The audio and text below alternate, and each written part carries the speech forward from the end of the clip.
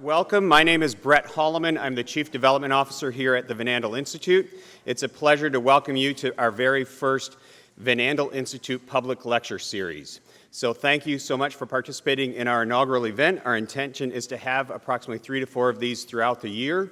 We'll focus on different topics which actually articulate the work that we do in neurodegenerative research, cancer research, and most recently our metabolism group, which we've brought in. Today we'll have the privilege to hear from 3 of our dedicated scientists to the neurodegenerative research that we do. Dr. Patrick Brunden, our Institute's Associate Director of Research and first Director of the Institute's Center for Neurodegenerative Research, will introduce these folks. Dr. Brunden himself is a world-renowned scientist, one of the top-cited researchers in neurodegenerative research in the world. He's published more than 300 publications in Parkinson's disease and has over 35 years of experience studying Parkinson's. So we welcome Dr. Patrick Brunden.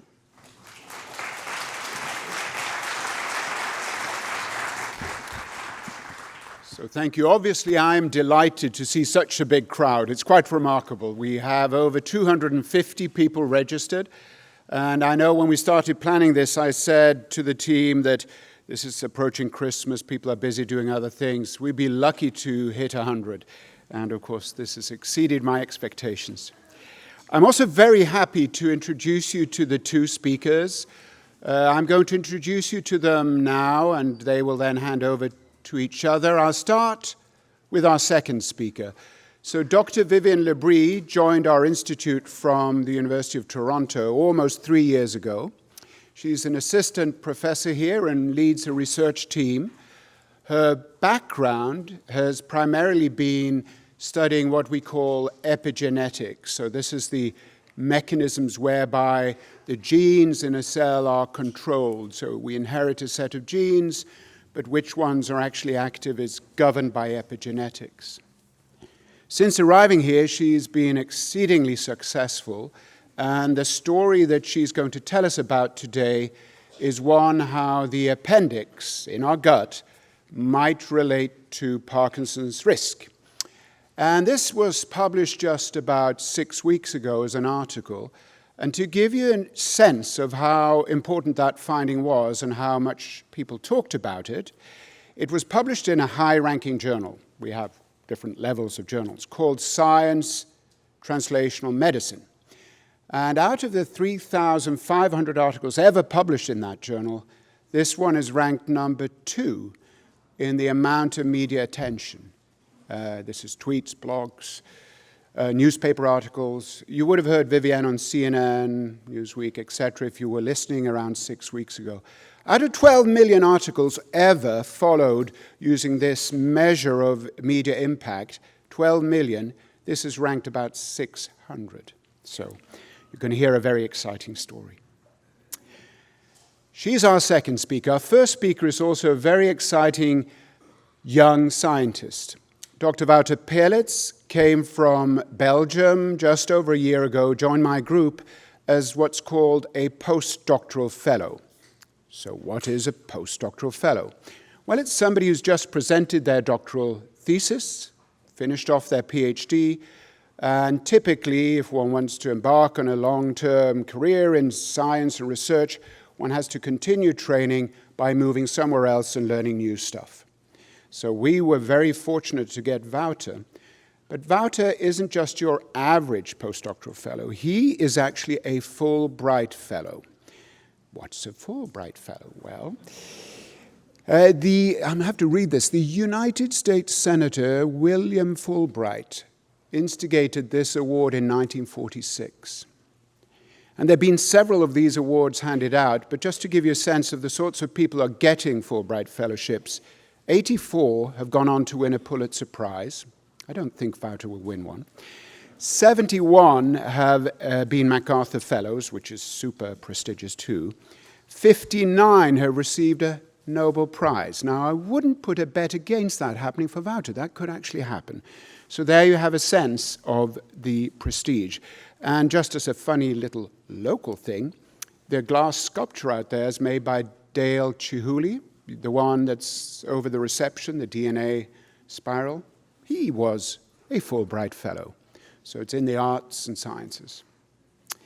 So Wouter will talk about mechanisms leading to Parkinson's disease pathology, and he will hopefully bring you all on board so you will understand more about the disease as he hands over to Vivian's story about the gut and Parkinson's disease. So welcome, Wouter. Show us that you're a Fulbright Fellow.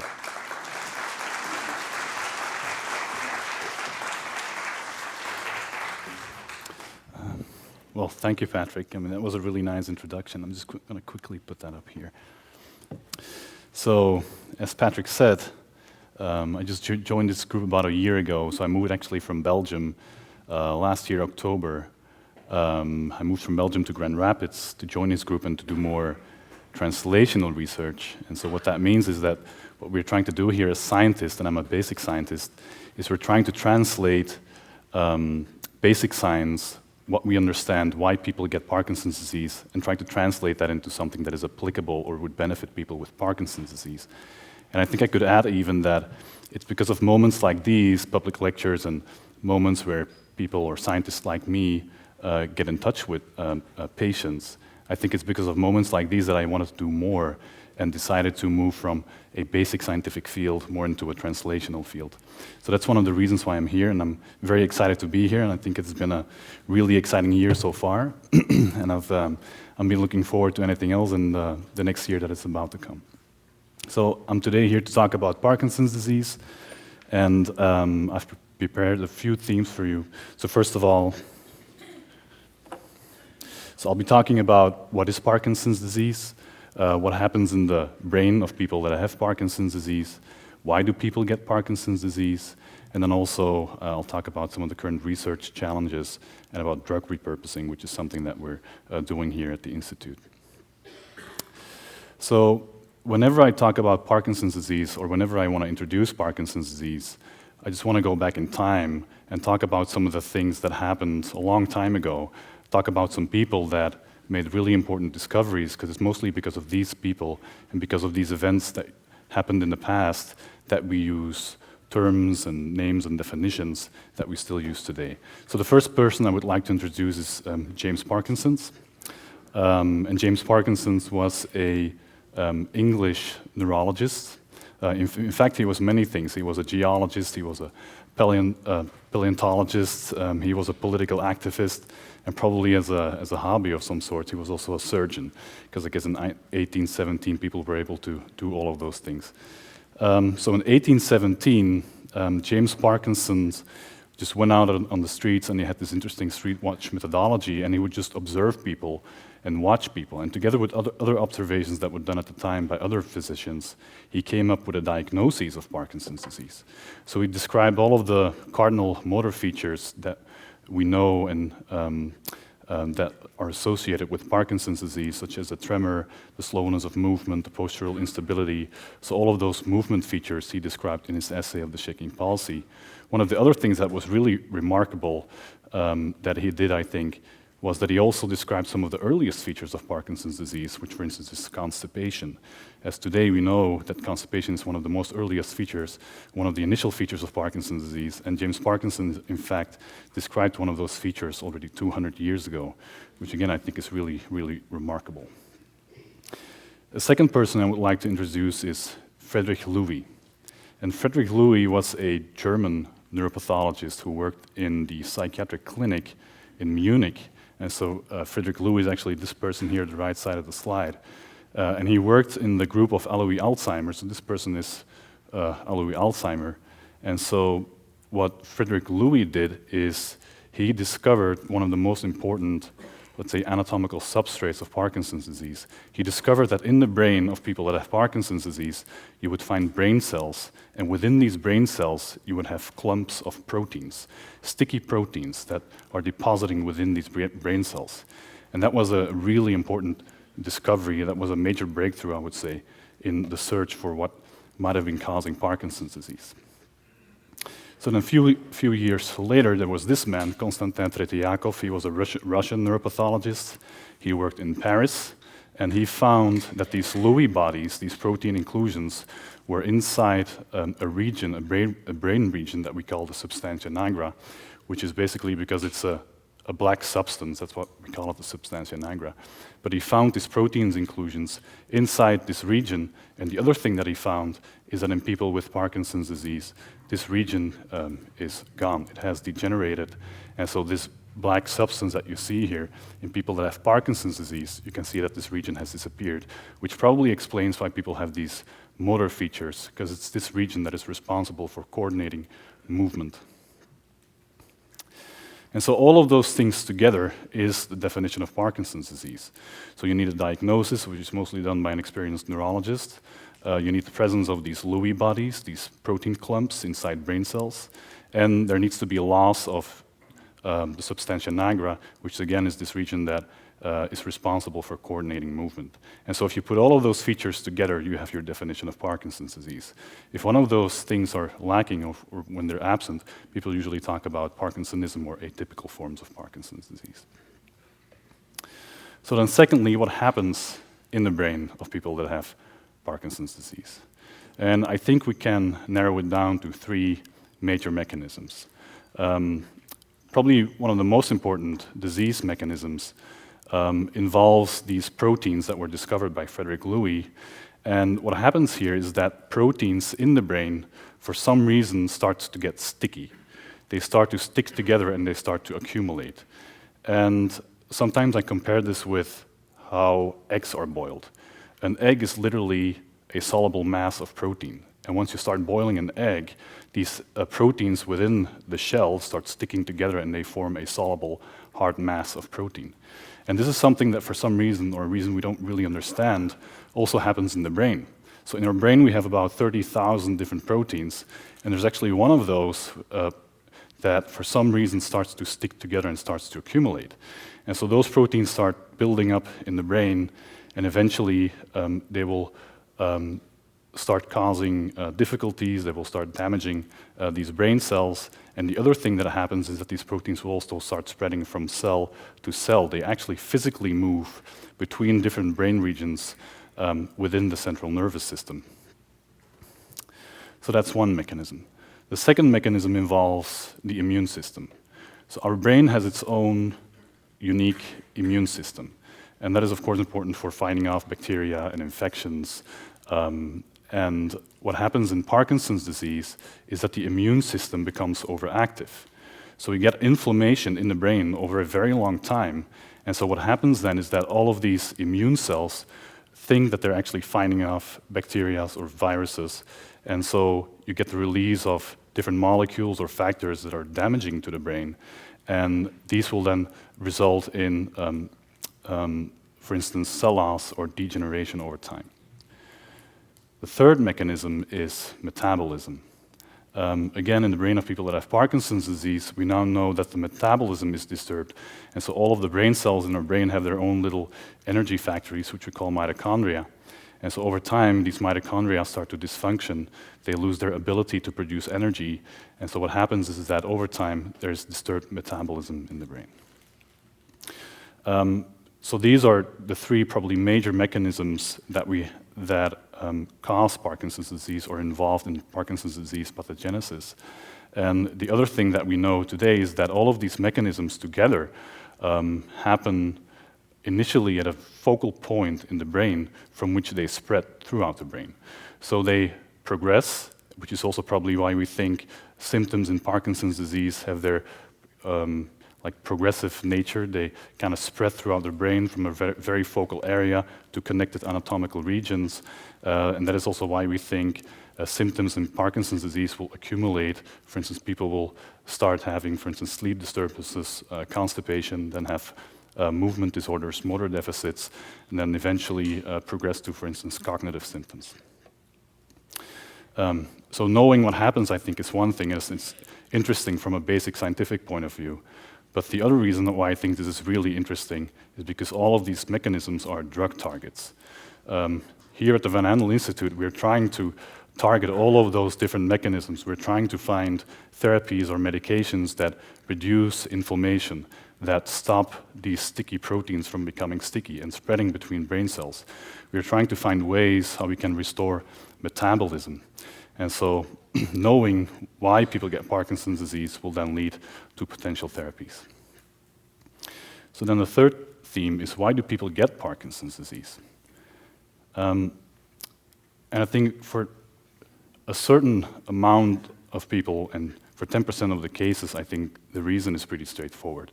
There are genes that will cause Parkinson's disease, genes that have a certain mutation that will lead to Parkinson's disease. In other 90% of the cases are what we call sporadic. And this is a bit more complicated because, again, people will have certain mutations in their gene, in their DNA, that will increase your risk for getting Parkinson's disease. But this doesn't necessarily mean that you will eventually get Parkinson's disease. You just have an increased risk of getting it. So there's another factor we think is required for developing or further developing Parkinson's disease. And we think that these factors are found in the environment. We think that Parkinson's disease might be triggered by pesticides, air pollutants, bacteria or viruses, for instance, that get into the stomach or in the gut that will then trigger Parkinson's disease. And in fact, Vivian will talk more about this. She will talk about the role of the appendix and how the appendix might relate to Parkinson's disease and how the appendix might be an initiation site of Parkinson's disease progression. So these triggers, when they happen, they will trigger the disease, but it's actually these risk genes that I just mentioned that will further facilitate the progression of the disease. So the combination of those two, environmental factors and risk genes, is what we think one of the reasons why people get Parkinson's disease. So to put that together, in rare cases, you have familial forms of Parkinson's disease, mutations in the DNA, mutations in the gene that will cause Parkinson's disease. In 90% of the cases, there are risk genes and environmental factors that will lead to Parkinson's disease. The other thing that I would like to emphasize here is that because you have so many different triggers and you have so many different genes, for instance, we know of almost 100 different risk genes, we know of over 10 different familial genes. This also means that Parkinson's disease is an incredibly complicated disease with various underlying conditions. And so therefore, Parkinson's disease, I think, is quite ironical that we talk about Parkinson's disease because it's more of a syndrome. It's a collection of diseases. Everybody has their own symptoms. Everybody has their own way how the disease progresses. And so Parkinson's disease is an incredibly heterogeneous disease that is, in fact, a group of diseases. So then finally, research challenges and drug repurposing. Our biggest challenge today, I think, is finding a cure, finding a drug that slows Parkinson's disease progression. That's our number one challenge. And the reason why it has been so difficult for us to come up with a therapy or to come up with anything that might benefit people that have Parkinson's disease is because of several reasons. First reason is probably because the disease process is incredibly complicated. There are so many different disease mechanisms, so many things that contribute to the disease. Secondly, the way how clinical trials are designed for testing potential new therapies is also incredibly challenging and complicated. And that also results in very expensive research, but also very expensive trials that need to be conducted. So because of all of those problems, we need to come up with a solution. And a few years ago, a few people came up with a really, really interesting idea, and that's the idea of drug repurposing. And I think drug repurposing is a very exciting idea because what it does is you use an existing drug that it's already out there in the market that is being used for a certain condition, but instead of using it for a condition, let's say number X, you use it for a different condition, in this case Parkinson's disease. And probably the most famous example of repositioning a drug is this little blue pill here, which was intentionally developed for treatment of high blood pressure, but then turned out to have these really interesting side effects, and then it became this company's most profitable and most successful drug. So the idea of repurposing here would be the same thing. And it's actually the Van Andel Institute that collaborated or partnered with Cure Parkinson's Trust on the Linked Clinical Trial Initiative. And so the Linked Clinical Trial Initiative is an initiative that is aimed at repositioning or repurposing medication that have a promise in slowing down Parkinson's disease progression. And so this slide represents all of the different drugs that we think are interesting and that are currently being looked at in preclinical experimental laboratory trials. And there's actually one that I would like to mention specifically, which is this one here, Biduron exenatide. Exenatide, or Biduron, is a drug that is currently being used for treatment of type 2 diabetes. And from work in the lab and clinical work, we know that this drug also works on reducing brain inflammation. It potentially restores metabolism in the brain, and some preliminary data also suggest that it might work on this sticky protein. So there is a drug out there that potentially works on some of the major disease mechanisms that are involved in Parkinson's disease. And where it gets really interesting is actually right here. So this slide shows you a clinical trial that was conducted just very recently in England by the group of Thomas Fultony, where they administered this drug to people that had Parkinson's disease. So one group was put on a placebo, the other group was put on the actual drug. And what you see here in this graph, so this is a quantification of motor scores. So basically, the higher it goes, the worse people get, the lower it goes, the better they get. And so what you see is that when people were treated with exenatide, people improved. People with Parkinson's disease improved initially. You can see that this was actually sustained. And one of the other really remarkable things about this trial was that here, in the last, I think, 16 or 12 weeks, people were taken off the drug, and the effect still persisted, which actually means that this potentially might be a disease-modifying drug, and that this might be the first drug, I think, that could alter the disease course. One last thing that I would like to mention here is this one here. So this is a drug that is developed by a company in Kalamazoo here in Michigan. This is called MSDC. We are currently working on this drug as well. Coincidentally, this drug also works on diabetes. This was intentionally developed to treat type 2 diabetes. We're getting some really exciting data with that drug, and we're currently looking whether this drug here might have similar effects as Biduron. And looking at this slide again, I think the field has progressed in a tremendous way over the last few years. And I'm really hopeful, cautiously optimistic, however, but I'm really hopeful that in the very near future, and in the next few years, we will have something that would really, really work and potentially slow Parkinson's disease progression. And so with that, I think I came to my last slide. I would like to introduce Vivian to talk more about the appendix and her really exciting work that she also does here at the Institute.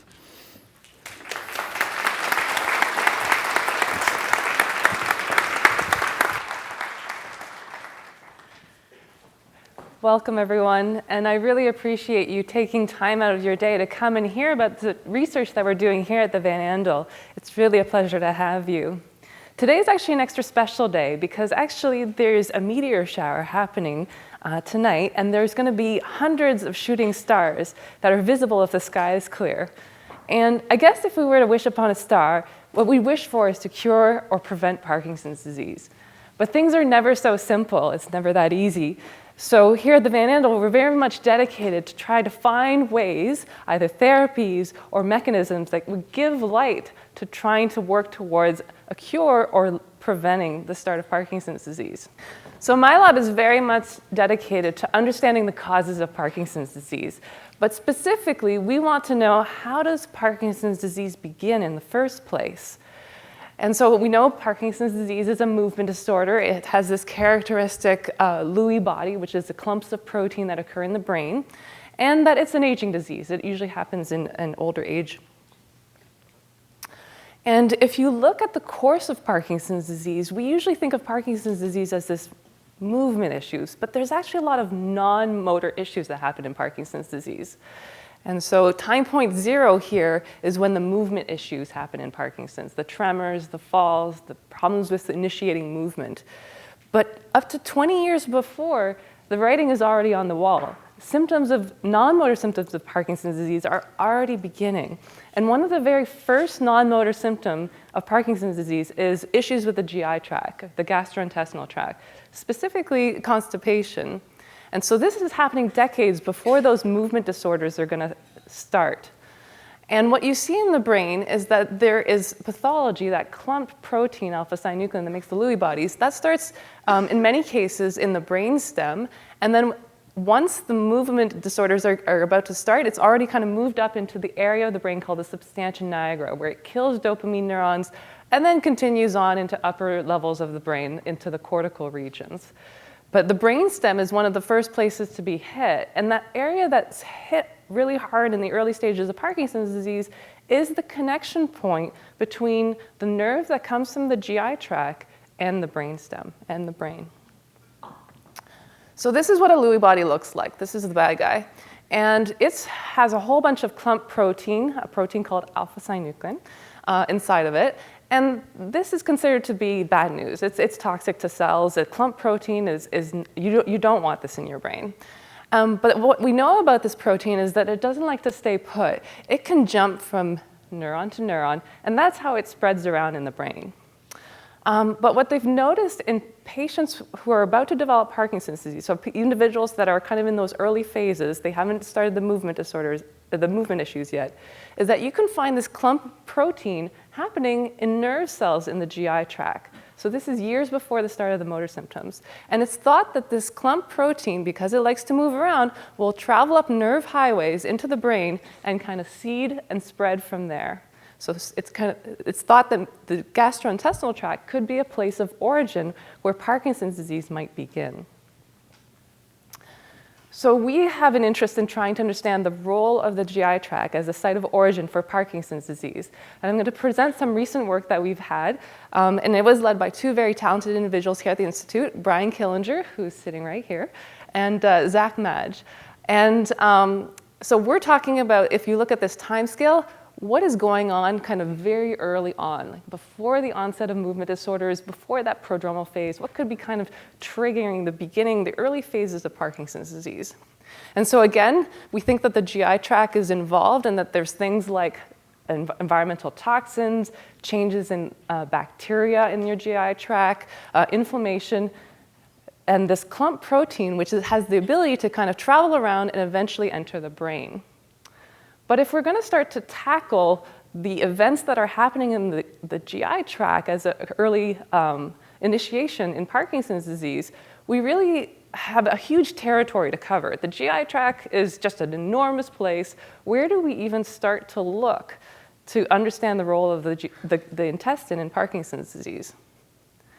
So we had a few leads. One, we knew that inflammation was important for Parkinson's disease. Two, we know that there's changes in the gut bacteria of Parkinson's patients. And three, there had been some early studies where they had looked at different areas of the intestinal tract and looked at this clump protein and the presence of this clump protein in individuals that at their very early stages of Parkinson's disease. And what surprised me was that in this study, we saw that the human appendix, so this is a tissue site that is on the large intestine, this had a whole bunch of clump protein in the kind of early Parkinson's patients and in the Parkinson's patients. So 100% of PD patients had this clump protein in their appendix. Well, normally when we think of the appendix, we think it's this useless organ that, is often surgically removed. But that couldn't be further from the truth. Actually, the appendix is an important immune tissue. It is in your intestine, constantly sampling for bacteria and viruses. And it also is a storage house for the bacteria of your entire GI tract and will help regulate bacterial levels both in the large and small intestine.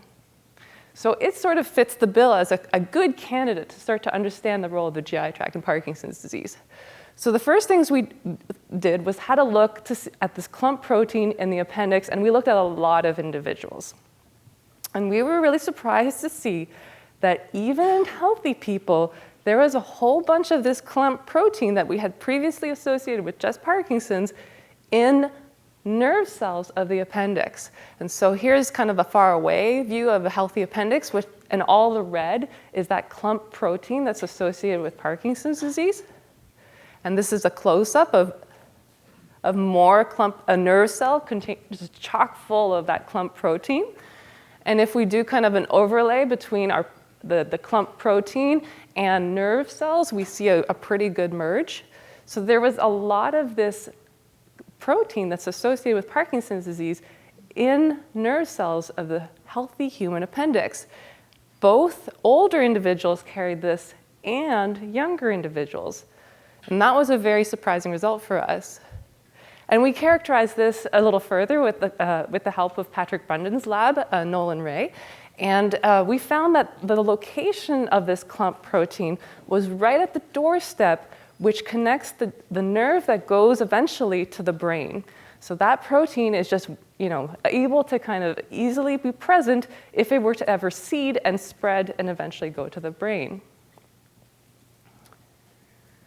All right, we wanted to understand what was going on with this protein a little bit better. Why is there so much of it in the appendix, and what does it look like?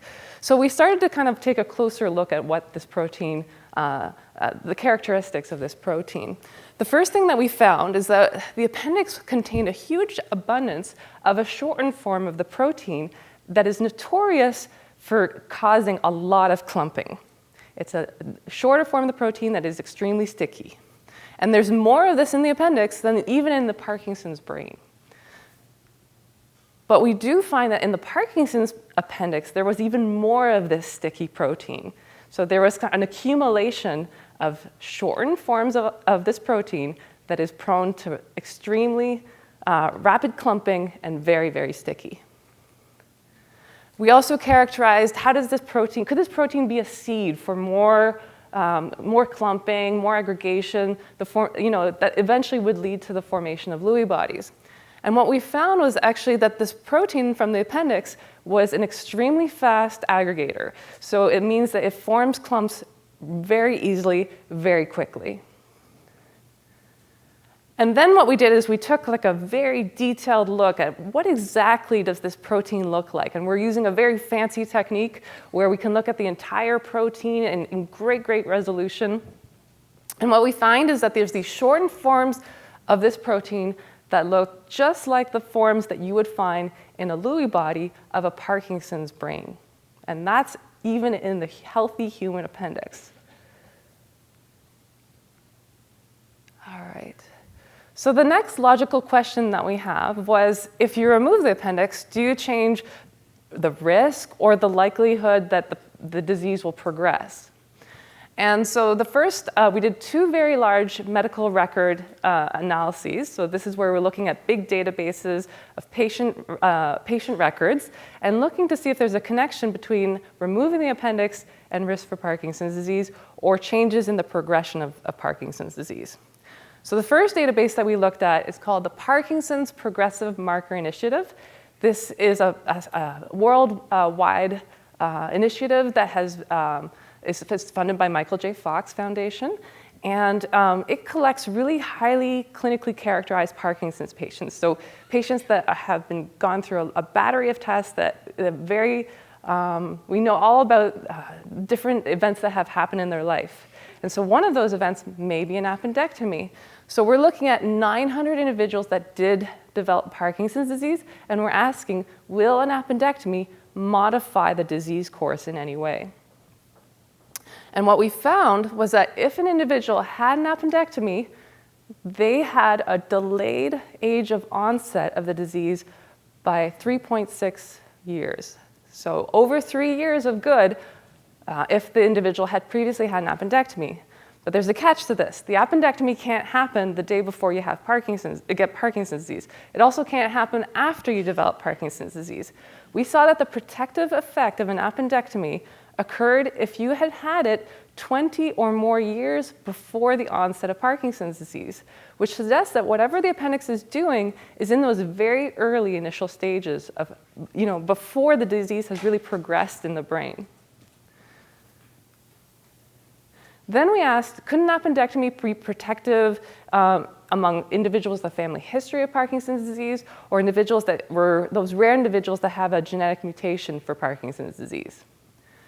We found that an appendectomy was protective in individuals and families that had a risk for Parkinson's disease, but it didn't have a protective effect if you were a carrier of one of those rare genetic mutations.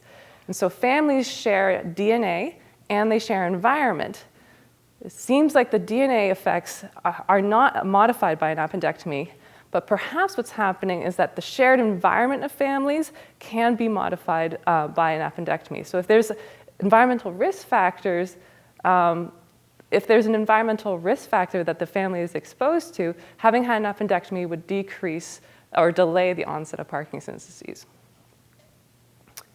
All right, the next next medical record database that we looked at was one in Sweden. And we did this again in collaboration with Lena Brendan and Patrick Brendan. And here we're looking, Sweden is a remarkable country because they have this medical registry database where they've collected medical records of everyone living in the country since 1964. So we have an enormous time to look at the role of an appendectomy on Parkinson's disease. And here we're going to ask the question, in a general population, does an appendectomy modify the risk for Parkinson's disease? And what we found was that when we're looking at 1.7 million individuals, so that's 17% of the population of Sweden, 93 million person years involved in the study. So this is a massive study. And what we found was that an appendectomy delayed the risk of developing Parkinson's disease.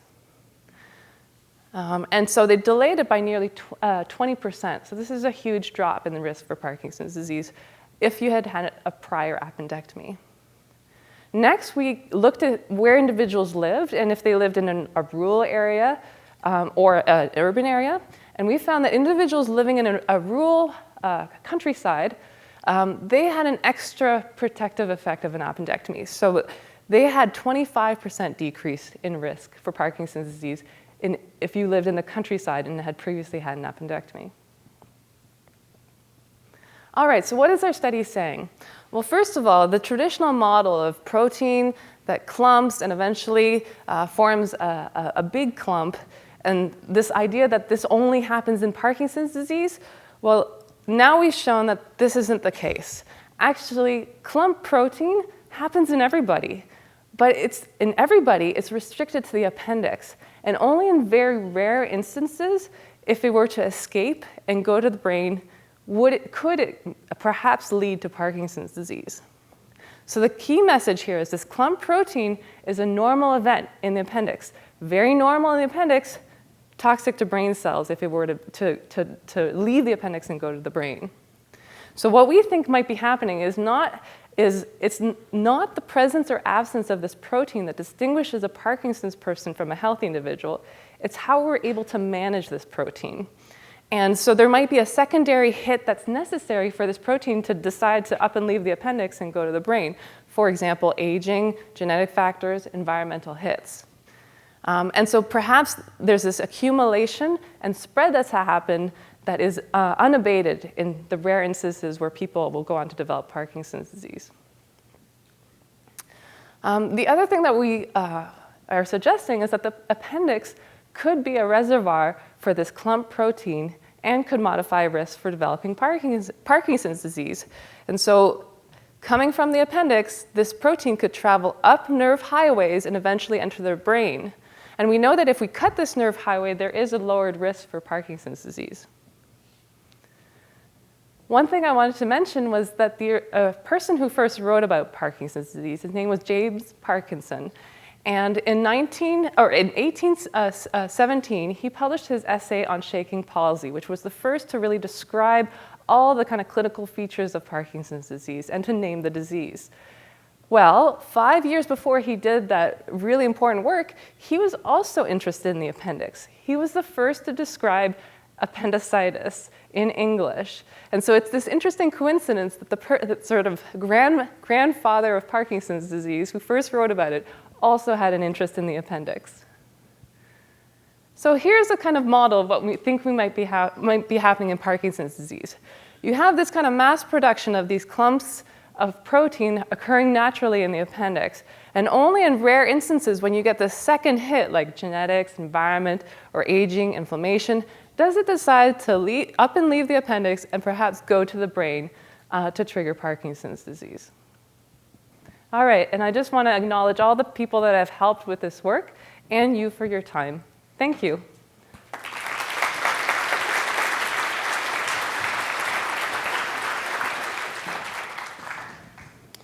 Thank you very much. We do have time, about 10 minutes, for some questions and answers. Dr. Labrie and Voucher, if you don't mind joining us on stage, that would be helpful. We've got folks along the aisle. If you have a question, if you could raise your hand, and then we'll take a few questions. Hi, thank you very much. Is there any distinction made between individuals whose appendix have burst or leaked into the system prior to, or as compared to someone who just had a swollen appendix and it was removed? So we didn't look at that. We didn't look if what the cause of removing the appendix was. And again, the appendectomy has to have happened a really long time ago. And so you're removing this immune tissue that's a sort of a sump for this clump protein. So I guess in our thinking, it doesn't really matter if the appendix has burst or if the appendix was just swollen. You're really just removing one of the hubs in the GI tract that contains a lot of these clumps that could, if they were to leave that area, could be disease causing. Any of the epigenetic or environmental factors that may induce alpha-synuclein to leave home and go traveling? So that's what we're working on next. Now, I almost want to say we did the easy part. We found a new place in the body where Parkinson's disease might begin. Now comes the heavy lifting of trying to understand how exactly, and tease all the factors apart, how exactly does it do that? What triggers this departure of the protein? What triggers changes in perhaps the bacteria that could lead to Parkinson's disease? And that's what we're working on in our next experiments. Thank you. I had my appendix removed at age 17. How long was that delay in effect? It just doesn't seem like there's a connection between my appendectomy and anything you're talking about here. Mm-hmm. So we found that an appendectomy was protective against, lowered the risk for Parkinson's disease. That doesn't mean that an appendectomy cures or prevents completely Parkinson's disease.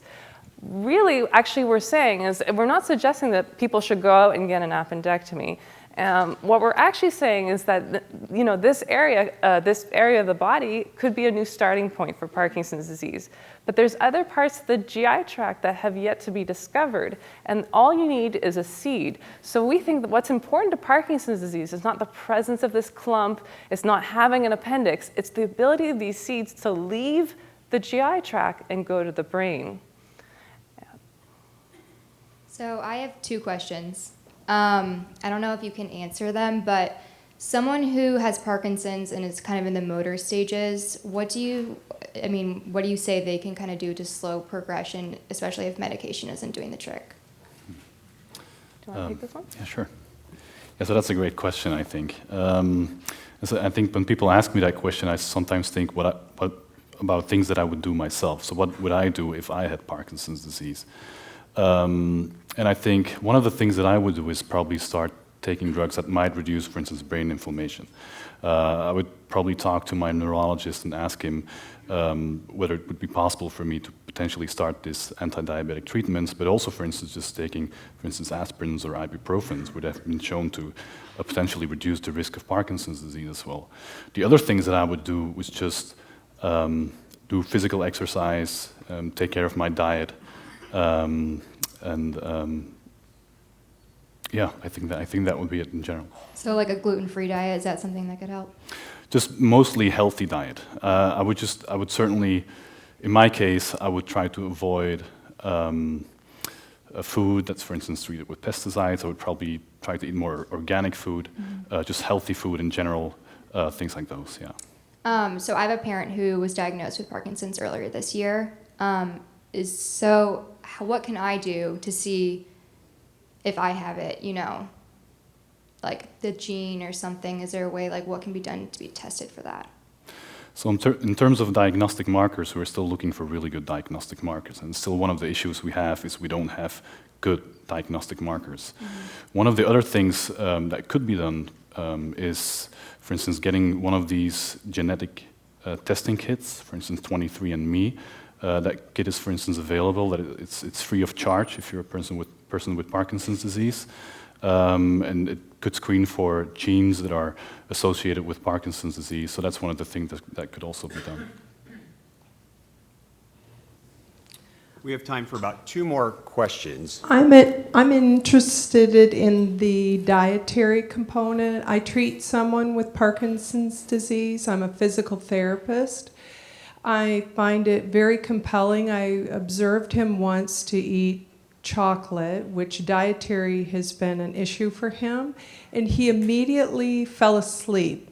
And I told him, obviously sugar is very inflammatory to you and doesn't work well. Do you have any, I heard your comments about the diet, but it seems to me that some of these drugs that you're exploring that have to do with diabetes and the relationship with sugar, do you have any comments on that?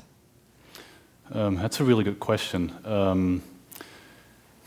In terms of diet specifically, I'm not sure if I can comment on sugar or chocolate, for instance. I've even spoken to a lady once who told me that whenever she smokes a cigarette, her symptoms disappear for 30 minutes. And so sometimes these things can be so individual and so specific that it's, sometimes really hard to say, to go in this or in that direction. What I would usually say is that if it works for you, and if it works for you as a person that has Parkinson's disease, I would just keep doing it. But I think it's really hard to generalize some of these things, and I think the research also needs to learn us more about how diet might influence or how diet might improve our life when we have Parkinson's disease.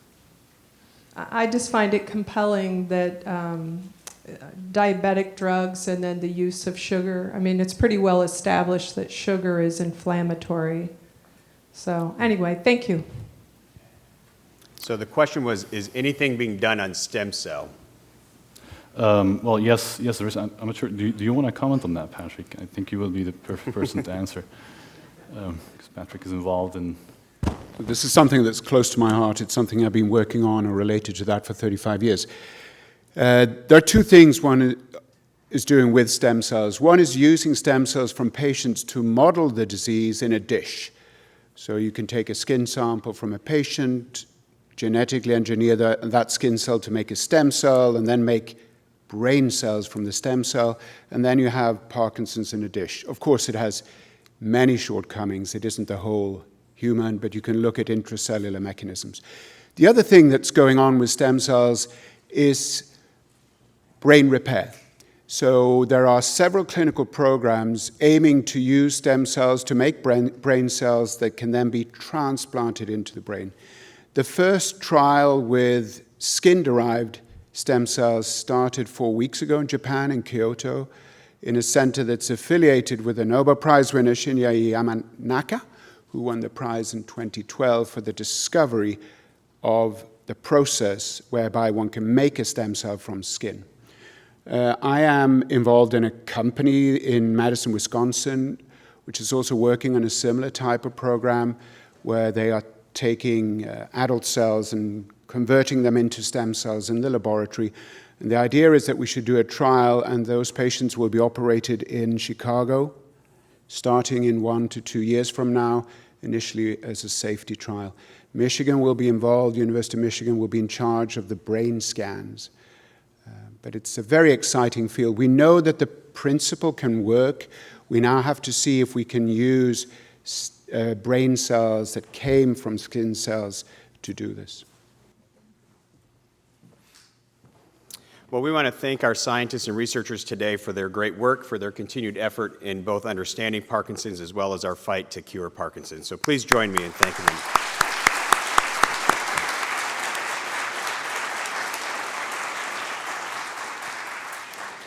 So as we wrap up, a couple of comments.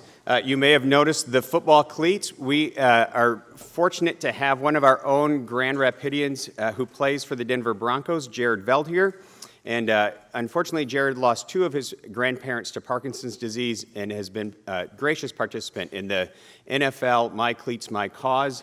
You can see Jared wear these actual cleats for the game on Sunday. So watch for Jared's game on Sunday with the Denver Broncos. We're deeply grateful for the Van Andel family who helped establish a global research institute here in Grand Rapids, Michigan. We're grateful for the 400 team members that work every day to help the fight against Parkinson's, cancer, and most recently metabolism. However, we can't do it without the help of folks like you as well. We're grateful for the wonderful endowment that the Van Andel family has left us in addition to the building, but we're also dependent upon philanthropy that helps fund research projects like Voucher and Vivian are working on in its earliest phases so that we can continue our fight against these rabid diseases. So we invite you to participate alongside us as we continue to seek cures, not only for our family members, but for people literally around the world. We are a LEED certified building, so if you can graciously take your lunch containers, all of that is both, we can compost it or recycle it, and if you can take it and place it back out on the tables where you picked it up for lunch, we would be gracious for your help and participation into that. And then if you can watch our website or submit your email address and then watch for our 2019 Van Andel Public Lecture Series. Thank you once again for joining us.